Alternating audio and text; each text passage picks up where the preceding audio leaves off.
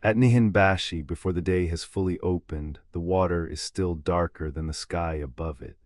The bridge stands in a pale dimness, its railings only gradually separating themselves from the river mist. Along the canal edge, the boards are wet enough to catch what little light there is. A few paper lanterns remain lit at doorways and near the landing place, not bright, only steady, their glow resting on damp planks and on the rounded sides of wooden fish tubs set close to the water. The hour is ordinary for this part of Edo. It is early enough that the air still carries some coolness from the night, and that coolness matters. Before full daylight, work can begin gently and use the better part of the morning before the streets grow busier. The market district does not seem to be waking all at once. It is simply continuing, as though the dark water under the bridge and the first lantern light had never entirely stopped belonging to trade. Nihinbashi was one of the places by which the city knew itself. Bridge, street, shop, and water gathered close together here in a practical arrangement. Storehouses, canal edges, shutters, and walkways met one another without much wasted space. Boats could come inward through the waterways, and goods could move onward into streets and kitchens. Even in this dim hour, before the fuller movement of the day, the district already has the settled look of a place long used to receiving what a large city requires. Edo had grown broad and crowded under Tokugawa rule, and its appetite had become part of its shape. So many households, so many cookshops, so many back rooms and hearths and trays, all depending on ordinary provisions brought in day after day. Fish in fresh form, fish salted, fish dried, fish meant for quick sale and fish meant to keep longer, all of it belonged to the city's regular breathing. The need was not dramatic, it was constant. Somewhere beyond the bridge, beyond the mist and the first row of shop fronts, there were already kitchens that would expect bonito in season, sea bream when it could be had, eel for broiling later in the day, sardines for more modest tables, and other fish from river and coast according to weather, distance, and time of year. For now, though, the scene remains close to the water. A boat rests low beside the landing, held gently against the quay. Another shape waits farther off in the mist, little more than a dark line on dark water. The canal does not look hurried, it looks useful. For bringing food inward, the waterways offered a calmer path than roads alone, with fewer jolts and a steadier carrying motion. Roads and carriers would take their part once goods had come ashore, but here at first light, it is the water approach that defines the hour. The river has already done much of the work simply by arriving at the right place. On the landing steps, the wood is dark with dampness. Wet grain shows through on the boards where many feet have passed in other mornings. Moisture gathers at the edges of the planks and along the rounded rims of wooden fish tubs. Their staves are swollen slightly from repeated contact with water, and beads of dampness sit on the surface before sliding down. When one is set down, it settles with a quiet finality, a small weight accepted by the boards.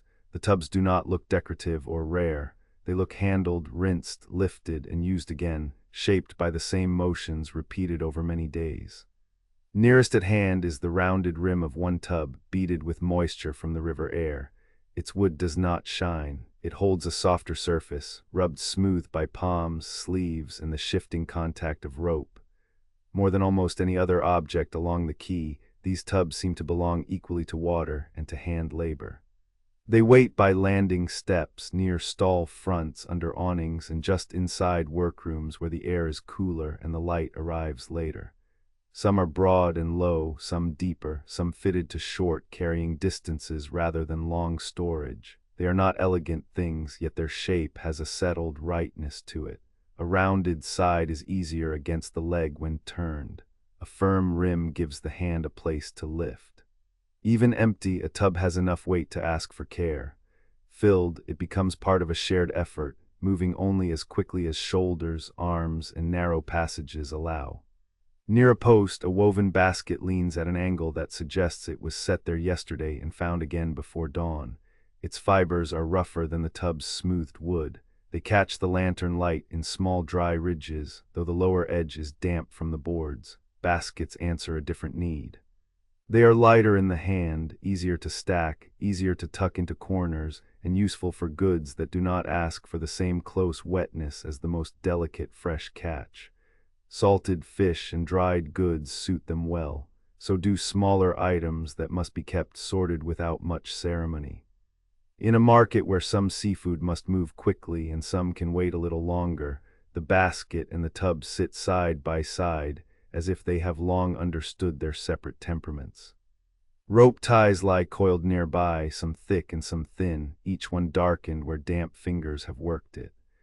Rope is modest, but it is everywhere. It gathers lids, secures loads, binds a basket, steadies a bundle, gives a handhold where wood alone would slip. Its fibers fray slowly and are replaced slowly. Nothing about it asks to be noticed, yet the market would loosen without it. A knot made in dim light before sunrise does not need beauty. It needs only familiarity, the kind that lets fingers find their place without thought. Across two supports rests a bamboo pole, pale where it is dry, deeper in color where mist has settled. Another lies beside it with the shoulder-worn section polished by use. Bamboo belongs to narrow passages and short distances, to the steady crossing from boat to landing, from landing to stall, from stall to kitchen lane. It bends a little without complaint. It is light for its length. Paired with baskets, tubs, or suspended loads, it turns carrying into a measured balance. Shoulder yokes do much the same, making weight less abrupt by dividing it. In the crowded, practical world around the bridge approaches, where one path narrows and another opens, these poles and yokes are as much part of movement as feet on planks. Paper lanterns remain lit at doorways and along waterside paths, not for ceremony, but because the morning has not fully opened. Their light is mild and useful. It catches on the wet boards, on the rim of a tub, on the edge of a shutter pulled back from its frame. It touches rope fibers and the smooth side of bamboo. It reaches only a little way into the mist resting over quay steps and canal edges, but that little way is enough. In such light, objects do not stand apart sharply. They gather into a small working circle: tub, basket, pole, post, board, hand. Inside the stall spaces and set-back rooms, the hand tools of the trade wait in their own quiet arrangement. A knife lies where it can be reached easily, near a block that has known long use. The block is less a piece of furniture than a fixed working surface, solid and dependable, with marks that come not from one morning but from many.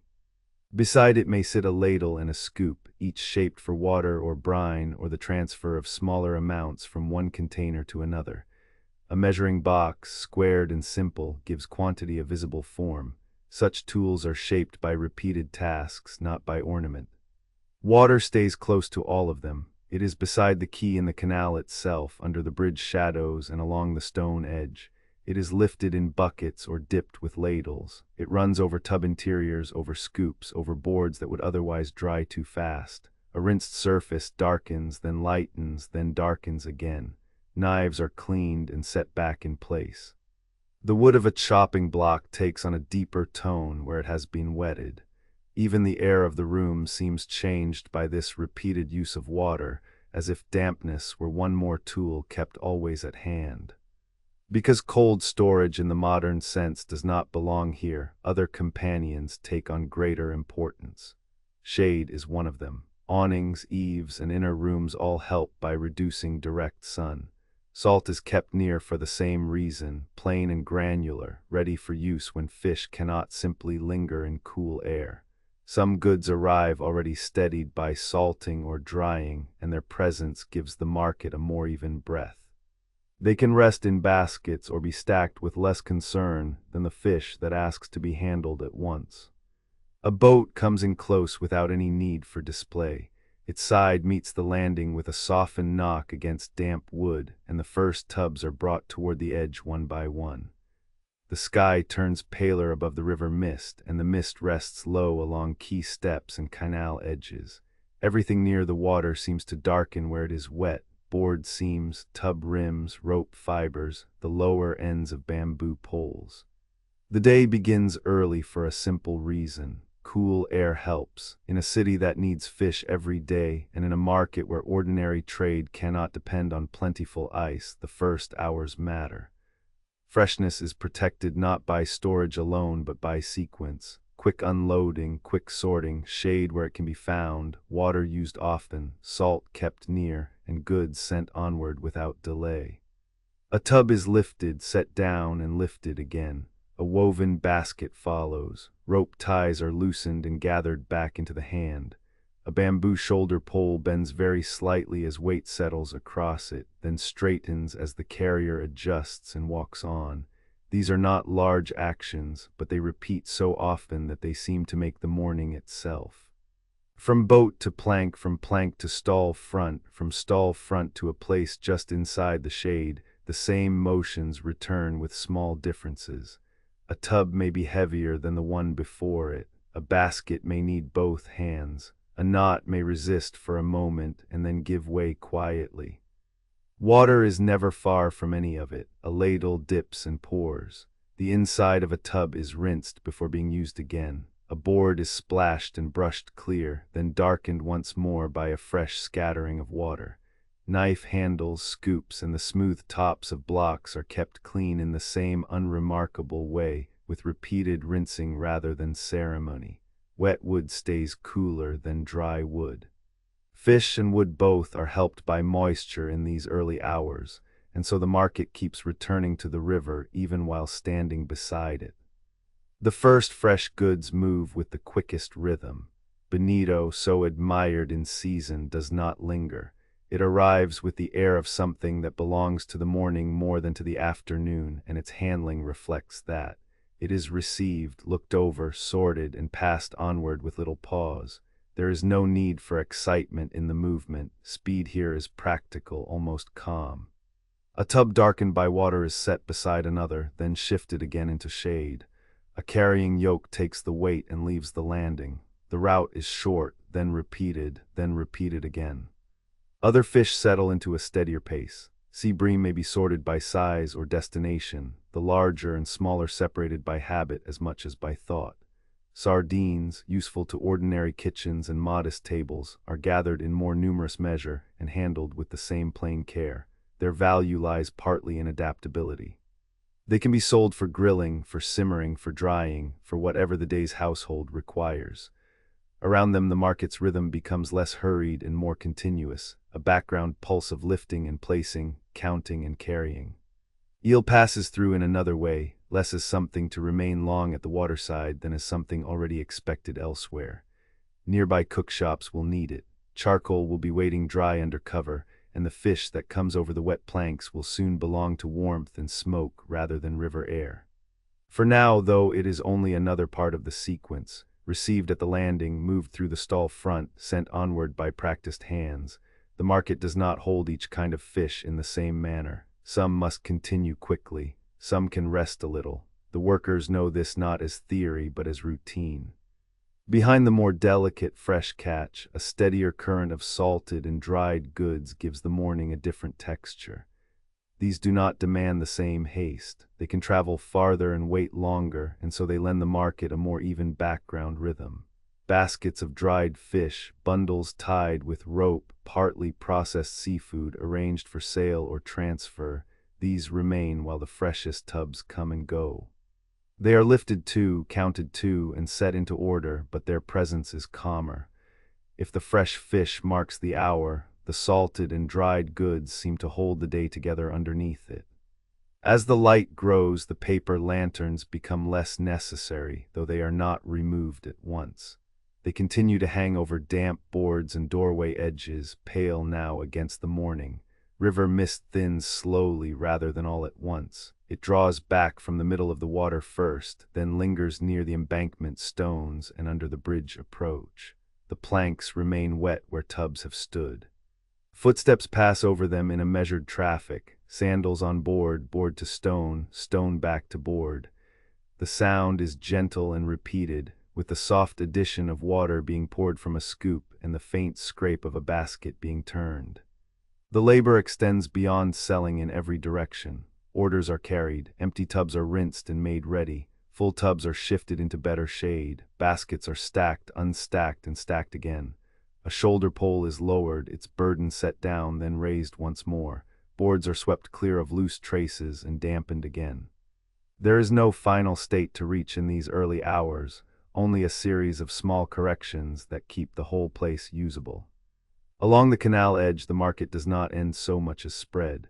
What begins at the landing continues a few steps away under the bridge, then farther on beside warehouse walls, and then inward again behind shop curtains where the light grows softer. Near Nihinbashi, these connected spaces lie close together, one practical surface meeting another. Damp planks lead to stone steps. Stone steps rise toward stall fronts. Stall fronts open beneath awnings, and behind them narrow rooms hold the same tubs that were set down by the water only moments before. The bridge itself belongs to the work as much as the boats do. Its railings cast long early shadows, and beneath those shadows small craft can be seen resting against the canal edge, their loads steadied by rope and hand. The canal does not stand apart from the street. It enters it quietly by means of steps, boards, and short carrying distances. That short distance matters. In a city that depends on daily food, the route from boat to sail is arranged to waste as little motion as possible. Cooler air before full daylight, shade under awnings, the dampness of rinsed wood, a quick turn from quay to room, from room to stall, from stall to kitchen. The market is made not only of goods and hands, but of nearness. Beyond the landing, the plank walkways keep a little of the river in them. They darken where water has been thrown, and their grain shows through the wet. Quay steps hold a thin sheen in the morning. Along one side stand warehouse walls, plain and useful, rising above tubs and baskets without asking to be noticed. Along another side are shutters, some open, some still only partly drawn back. A paper lantern remains at a doorway, no longer needed as much as before, but still hanging where the dim hour required it. Inside the shops, the rooms narrow and cool. The brightness of the canal edge softens at once behind a hanging curtain. Here the floorboards are damp in places and dry in others. Tubs rest against a wall in an orderly line, their rims rounded smooth by long use. Nearby are scoops, ladles, measuring boxes, folded cloths, and knives kept close at hand. Nothing in the room is elaborate. It is simply arranged so that work can continue out of direct sun. In such a room, sorting goes on steadily. A basket is set down, a tub is shifted, a cloth is lifted and hung again. Water is used lightly and often. Some fish remain only briefly in these shaded spaces before moving out again. Bonito rewards quick transport and quick attention. Sardines, humbler and more adaptable, pass through in greater number and in quieter fashion, useful for households that will grill them, simmer them, or dry them further. Sea bream appears according to season and supply, and river fish have their own place among the daily arrivals. The rooms do not treat all goods alike, yet they receive each kind with the same practical calm. Shade, water, salt when needed, and onward movement. Not everything enters this district by canal. Some loads come overland, carried on shoulders or set upon handcarts from roads beyond the immediate waterside. A bamboo pole passes under a row of shutters. A basket arrives from a street rather than a boat. The city gathers food from more than one direction. Still, near Nihinbashi, the waterways remain especially well suited to heavy cargo. Boats take weight with less jolting than rough road travel, and so the canal approaches the market almost like an extension of the workroom floor, only darker, cooler, and open to the sky. Where the stall fronts meet the street, the goods begin another small change. The same tubs that stood in river mist now stand under awnings. The same damp wood is now bordered by woven baskets, measuring boxes, and folded wrapping materials. Shop curtains shift lightly when someone passes through. The street side is brighter, but the arrangement remains careful. Shade is still useful. Prompt handling is still useful. A short path from front to back room allows one surface to assist another. Very near at hand, the cookshops wait. Their presence can be sensed before it is fully seen by a difference in air. Beside the cooler smell of wet planks and canal water, there is a small drift of charcoal warmth. Firewood is stacked under cover. Charcoal is kept dry. Eel especially binds the fish market to these neighboring trades, because broiling asks for steady fuel as surely as selling asks for tubs and baskets. A delivery that leaves the waterside can become a meal not far away, passing only through a doorway, across a threshold, toward a grill. In these kitchens and stalls, fish does not remain only as fresh catch. It enters soups, side dishes, and forms of sushi known in that time, shaped by vinegar, salt, pressing, and prompt use. These are not the same conditions as a much later refrigerated service. The older city works with what its spaces allow: speed, seasoning, shade, and nearness.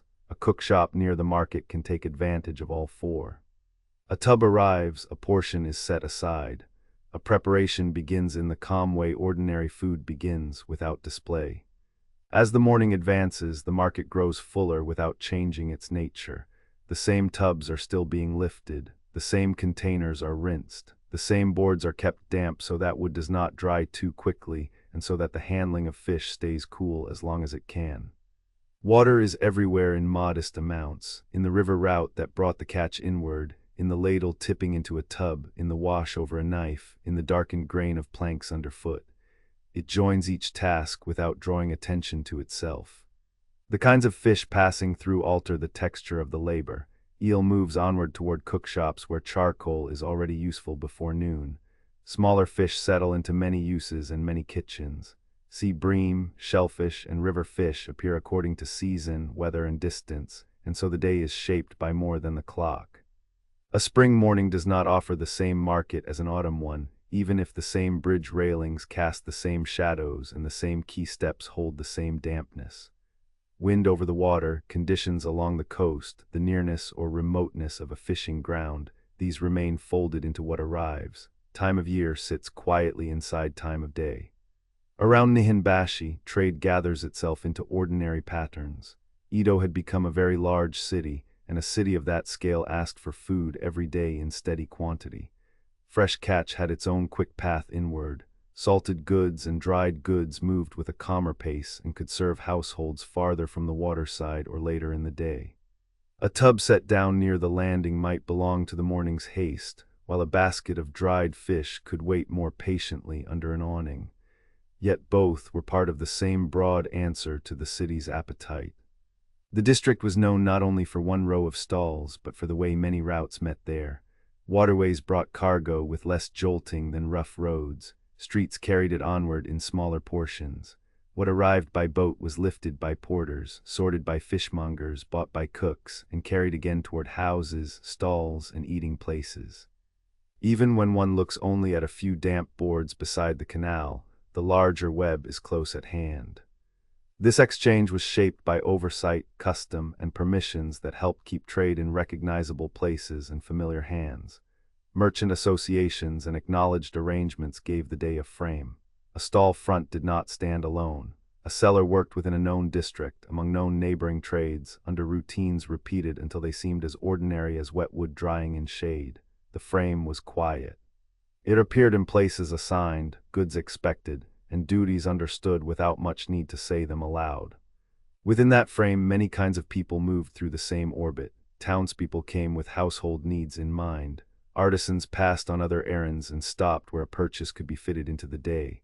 Laborers carried loads in and out of narrow lanes. Servants bought on behalf of larger kitchens. Cooks from nearby establishments thought not only of fish, but of charcoal, broth, vinegar, salt, and the timing of the next meal. Practical need brought many sleeves and sandals over the same boards. One person lifted a tub, another checked a measure, another took a parcel away. The exchange was plain, and because it was plain, it joined people without requiring ceremony. Even households at a distance from direct shopping remained tied to these same paths. Larger residences often depended on intermediaries rather than personal visits to the stalls. Still, the fish reaching those kitchens had come by the same water routes, crossed the same bridge approaches, and passed through the same hands. A carrier moving away from Nihinbashi with a balanced load on a shoulder pole might be serving a modest cookshop, a merchant household, or a more formal residence. The route differed less than the destination. Tubs, baskets, and measuring boxes did not concern themselves with rank. They were handled where they were needed, and the city was fed through that repeated indifference of tools. Nearby trade stood close enough to be felt almost as extensions of the fish market itself.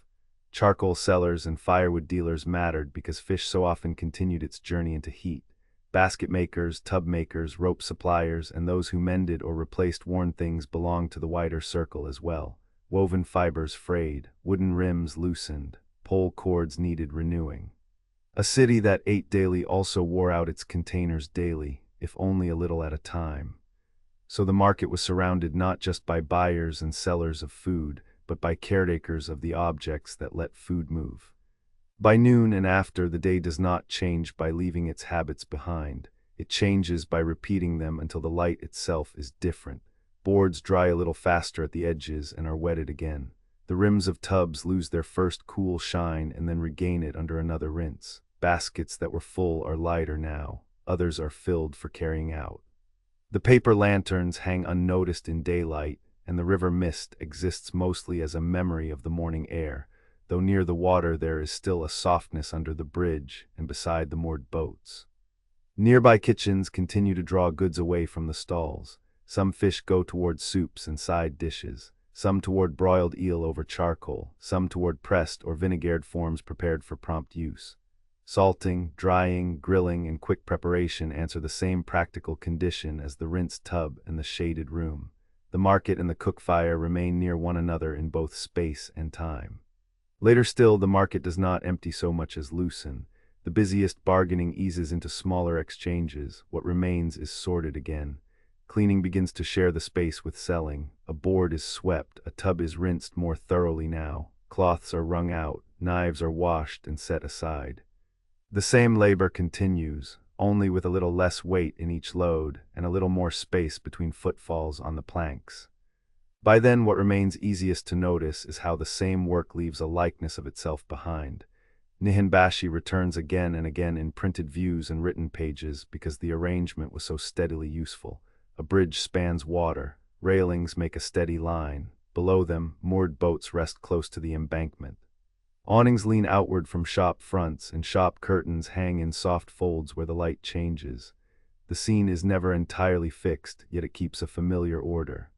The route is one of the clearest things to endure. Fish comes inward by water, gently compared with the jolt of road travel.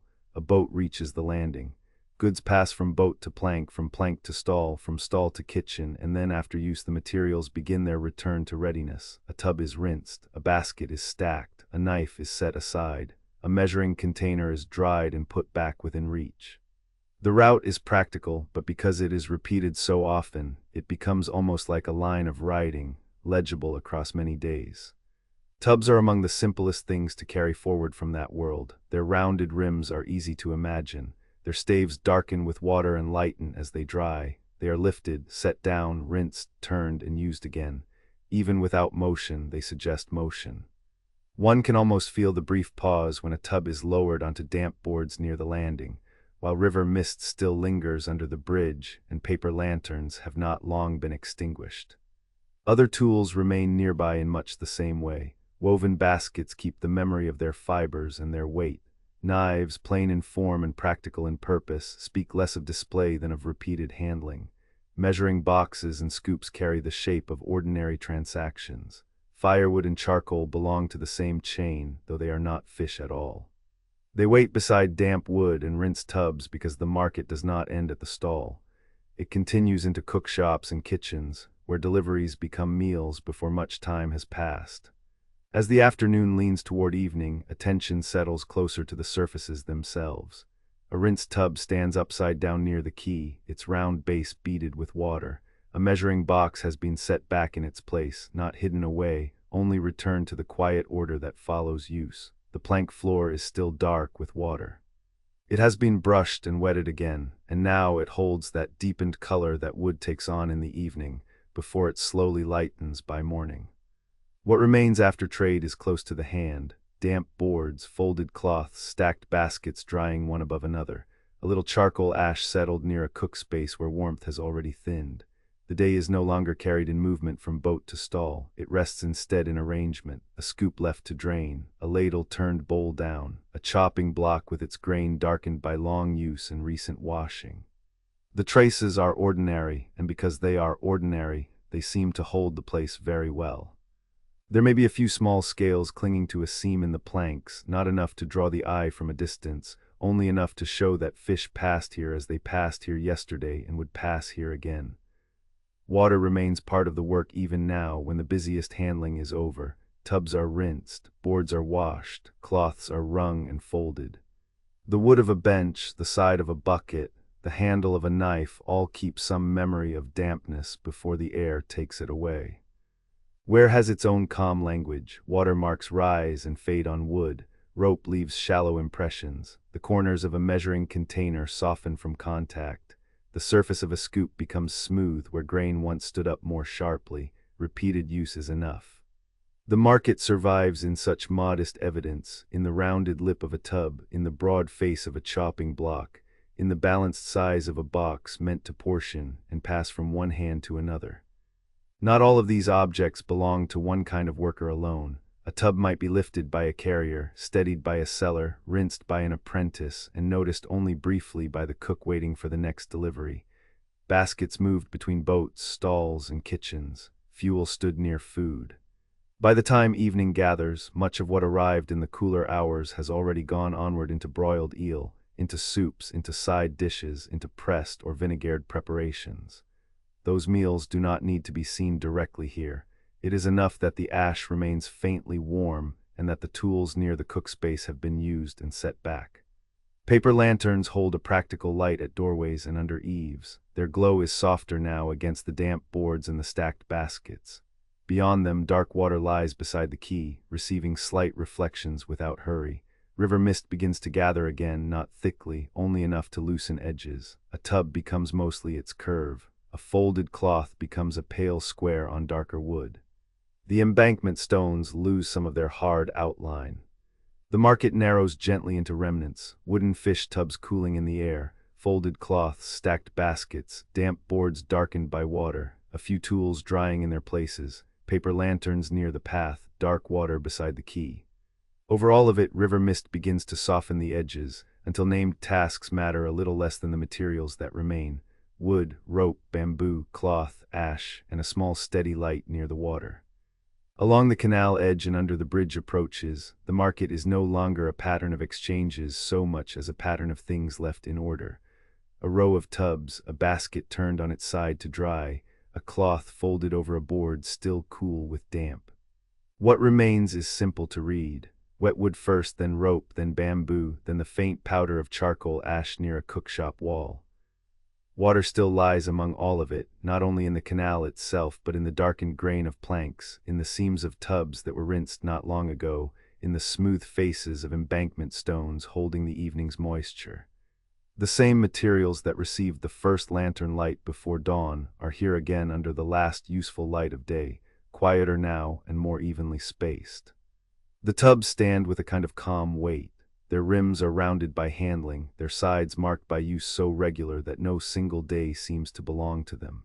Some are nested together, some are set apart in rows to dry slowly in the air. A little dampness remains at the bottom edge, where water gathered and then thinned. Nearby, woven baskets keep their own softer texture. Fibers bend and overlap in a patient pattern.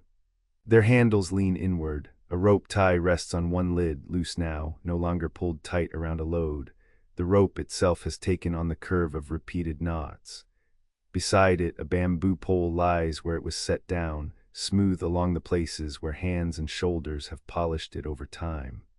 Shutters have been drawn across some fronts, and at others a curtain hangs still, with only a low light behind it.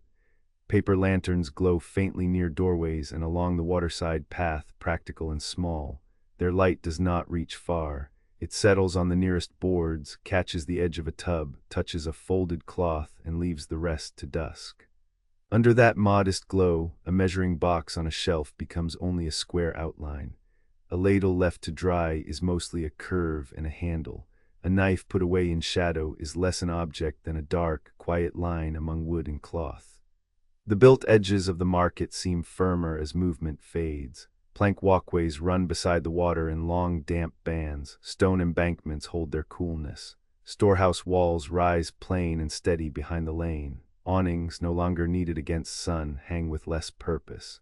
Narrow workrooms beyond the frontage keep a little dimness of their own, as though they have gathered shade and kept it. Inside, one can imagine boards brushed clean, containers set back into place, cloths folded into neat stacks. Not emptiness exactly, more a settled arrangement. Nihinbashi remains present in this softened way, through bridge shadow and canal edge, through the closeness of water to trade. The district does not disappear when the work quiets. It simply becomes more legible through surfaces than through people. Many kinds of hands have passed here during the day, lifting, rinsing, tying, carrying, measuring. By evening their variety is only lightly implied in the wear they leave behind. A polished handle, a board smoothed by brushing, a tub rim touched so often that the wood has grown almost silky. River mist returns little by little. It gathers over the dark water first, then loosens the line where boat meets canal, where bridge meets air, where stall front meets lane. Reflections from the paper lanterns lengthen and blur. The embankment stones lose their sharper edges. A stack of baskets becomes a single low shape.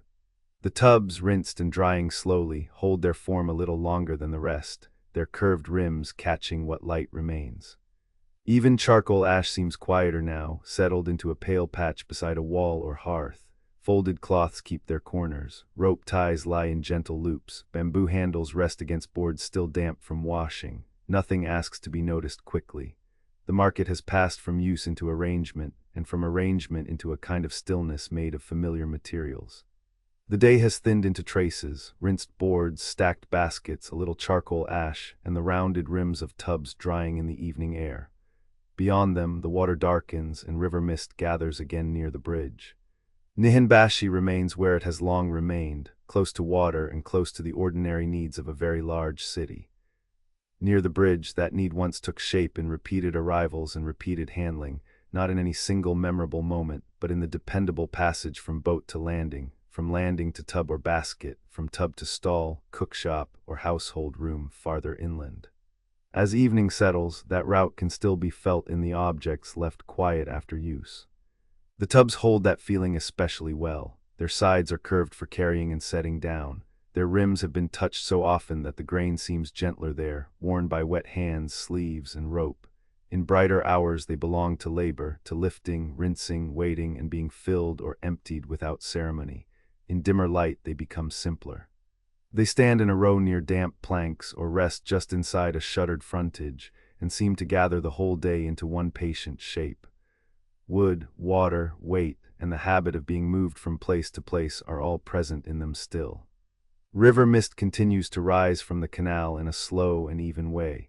It drifts low over the dark water under the bridge and softens the edges of moored boats. It makes the embankment stones appear smoother than they are. It loosens the line of a shop curtain and dims the corners of awnings overhead. Nothing disappears completely. The market does not vanish. It only recedes into its materials, as if bridge railings, shutters, bamboo poles, and woven baskets preferred to return quietly to outline and texture. Paper lanterns remain at a few doorways and along the waterside path. They are small and steady, enough for a threshold, enough for a hand finding its place on a board or a latch. Their glow rests on damp wood and on the curved sides of the tubs. It reaches the folded cloth left on a shelf, the looped rope tied beside a basket, the faint dusting of charcoal ash near a cookshop wall. Then it falls away into the lane, where the boards are darker and the air is cooler. What lasts most clearly is not a scene of buying and selling, but an arrangement, a bridge over water, boats drawn close to the landing, tubs and baskets ready to receive what has come in. Shoulder poles set down for a while, measuring boxes kept dry when possible, knives and ladles washed and put aside. These details do not feel distant when held this way. They remain close to the hand. One can imagine the smoothness of a handle, the dampness of a plank, the roughness of rope, the cool rim of a tub after rinsing. Now the visible form is quieter. The labor has withdrawn, but the order remains. A basket stacked inside another basket. A bamboo pole leaning where it was last placed, a shutter drawn partway across a frontage, a narrow room behind it, cooler than the lane, holding the day's last dampness in its boards. Outside, river mist gathers and thins and gathers again. Under the bridge, dark water receives the lantern reflections and stretches them into wavering lines. If the older world endures anywhere, it endures gently here, in repeated surfaces and repeated paths. Beneath remembered maps and prints, beneath food notes and household errands, lies something quieter and more ordinary. The simple confidence that boats would come, tubs would be lifted, boards would be rinsed, and the city would be fed by means of these familiar motions. Persistence lives in that kind of routine. It settles into wood grain and stone edges, into cloth folded and unfolded, into the polished places where hands return day after day. The river mist is thicker now, though still light enough to let the nearest shapes remain. A boat edge beside the quay, the lower line of a shutter, the rail of the bridge above dark water, a row of tubs cooling after use, paper lanterns holding their small circles of warmth, damp wood giving back the day's stored touch little by little into the evening air. Nothing more is needed. The route from water to city is still there, though quiet. The habit of arrangement is still there, though resting. Nihinbashi stands by its canal with the same plain companions it had at dawn and through all the hours between wood, rope, bamboo, cloth, charcoal, and water. The built edges of the market soften, the boats loosen into shadow, the lane grows still. Paper lanterns remain at a few doorways, their light resting softly on damp planks and on the curved sides of the tubs. The bridge, the boats, and the market lane loosen into shadow, while the mist stays over the water a little longer, and then there's only wood, dark water, and stillness.